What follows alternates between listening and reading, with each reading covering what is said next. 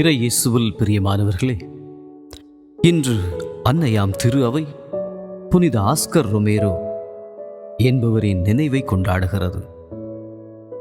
1917 ஆண்டு ஆகஸ்ட் 15 நாள் எல் சால்வதோர் நாட்டின் மலைப்பாங்கான நகர்ப்பகுதி சியூதத் பாரியோஸில் பிறந்தார் ஆஸ்கர் ரொமேரோ. இவரின் பெற்றோர் சாந்தோஸ் ரொமேரோ குடல்பே தே ஜீசஸ். 7 குழந்தைகளில் இவர் 2வது குழந்தை. விவசாய குடும்பத்தை சார்ந்த இவர் பொருளாதாரத்தில் தன்னிறைவு பெற்ற நிலையிலே வாழ்ந்தார். மிகவும் பக்திமிக்க சூழலிலே வளர்ந்து வந்தார். இவரின் தந்தையே அடிப்படை ஜெபங்கள் அனைத்தையும் இவருக்கு கற்றுக் கொடுத்தார் என்கின்றார்.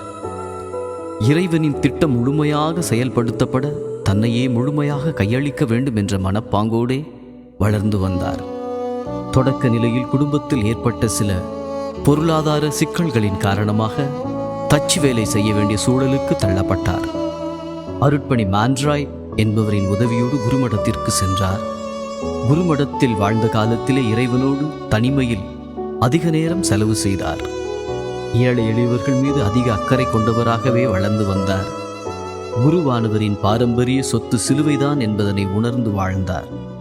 சாகும் தருவாயில் இருக்கும் ஒரு மனிதரை சிலுவையோடு அணுகுவது அம்மனிதருக்கு மன்னிப்பையும் அமைதியையும் தரும் என்றார். ரோமையில் படித்துக் கொண்டிருந்த போது இயேசு சபை பேராசிரியர்களோடு மிக நெருக்கமானார். இஞ்ஞாசியாரின் தியான வழிமுறைகள் இவரை பெரிதும் கவர்ந்தது. 1942 ஆண்டு ஏப்ரல் 4 நாள் ரோமையில் அருட்பணியாளராக திருநிலைப்படுத்தப்பட்டார். மிகுந்த முகமலர்ச்சியோடு பணி வாழ்வை தொடங்கினார். இவரின் சுற்றுமடல்கள் அனைத்தும் காலத்தின் அறிகுறிகளுக்கு வடிவம் கொடுப்பதாகவே இருந்தது.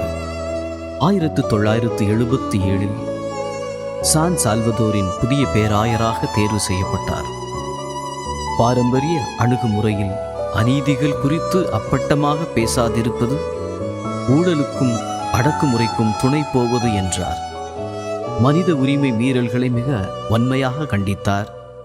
1977 ஆண்டு மார்ச் 20 நாள் திட்டமிட்டபடி 3 நாட்கள் பள்ளிக்கு விடுமுறை.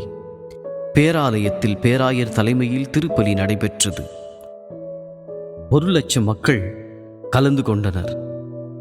இதனால் வலதுசாரிகள் கொலை மிரட்டலை அதிகப்படுத்தினர். 1980 ஆண்டு மார்ச் 24 நாள் திருப்பலி நிறைவேற்றிக் கொண்டிருந்த பொழுது எழுந்தேற்றத்தின் போது சுட்டுக் கொல்லப்பட்டார். 20ஆம் நூற்றாண்டின் வேதசாட்சி இவர் எனப்படுகின்றார். 2008 ஆண்டு உலகின் ஜனநாயகத்திற்காக போராடிய 15 நபர்களில் ஒருவராக இவர் தெரிவு செய்யப்பட்டார். இந்த புனிதரிடத்திலே இருந்த அந்த துணிவு, பற்றுதல் நம்மிடத்திலும் விளங்க அருள் வேண்டுவோம்.